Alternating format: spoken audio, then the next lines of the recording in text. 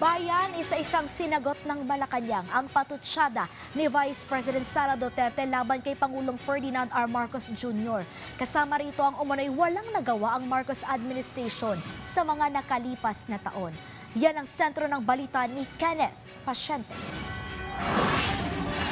Sinabi ng Malacanang na taliwas sa mga naunang pahayag ni Vice President Sara Duterte ang pag-amin nitong wala siyang personal na alitan kay Pangulong Ferdinand R. Marcos Jr. Mismong si Duterte na raw ang nagpatunay na hindi siya nakaranas ng masamang pagtrato mula sa Pangulo bilang isang tao at bilang Vice Presidente. Sinabi rin ng Malacanang na sa kabila ng madalas na pagbiyahe ni Duterte sa ibang bansa at ng mga batikos nito sa administrasyon, hindi umano siya personal na inatake ng presidente. Pero bakit pinersonal ng Vice Presidente yung galit niya? Kailangan kumausap pa siya ng taong willing na gumawa ng kanyang utos na ipapatay ang Pangulong Marcos Jr., si First Lady, at ang dating House Speaker Romualdez. Ayon pa sa Malacanang, ang kampo ni Duterte ang nagpapakalat ng naratibong magulo ang bansa habang sila rin umano ang nagsusulong ng destabilization upang maagaw ang posisyon ng Pangulo. Binigyang diin pa nito na may karapatan ang bawat Pilipino na magpahayag ng opinyon ngunit hindi ito dapat gamitin sa pagpapakalat ng maling impormasyon at pagbabaluktot ng mga katotohanan. Pinabulaanan din ito ang pahayag ni Duterte na walang nagagawa ang administrasyon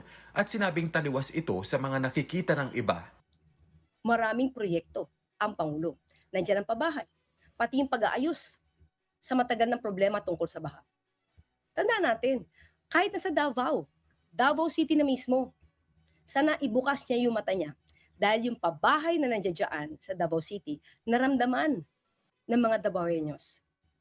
Pati na po yung pagsasaayos ngayon dahil sa patuloy na pagbaha dyan sa Davao City.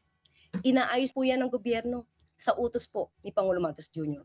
Sana wag magbulag-bulagan. Dinipensahan naman ng Malacanang ang naging desisyon ng Pangulo na pahintulutan ang paglalabas ng tax records ng bise at iginiit na isinagawa ito alinsunod sa batas at tamang proseso. Pagsunod lamang umano ito sa sabpina na inilabas ng Senate Impeachment Court. Tugon ito ng Malacanang kasunod ng paghiling ng asawa ng bise na si Attorney Manasseh Carpio ng judicial review sa pagpapalabas ng kanilang tax records. Ayon kay Carpio, dapat umanong suriin kung naaayon sa konstitusyon at umiiral na mga batas ang naging otorisasyon ng Pangulo. Karapatan daw ito ni Carpio at ang sino mang may pagtutol pero hintayin na lamang daw ang magiging desisyon ng korte. Pero tandaan natin, kung wala ka namang nililihim at wala namang makikitang anomalya sa mga records na pinabubuksan, di kailangan matakot.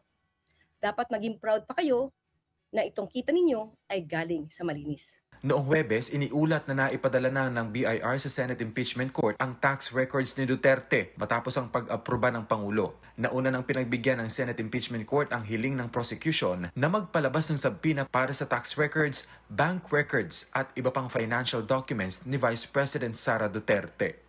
Kenneth Pasyente para sa Bayan.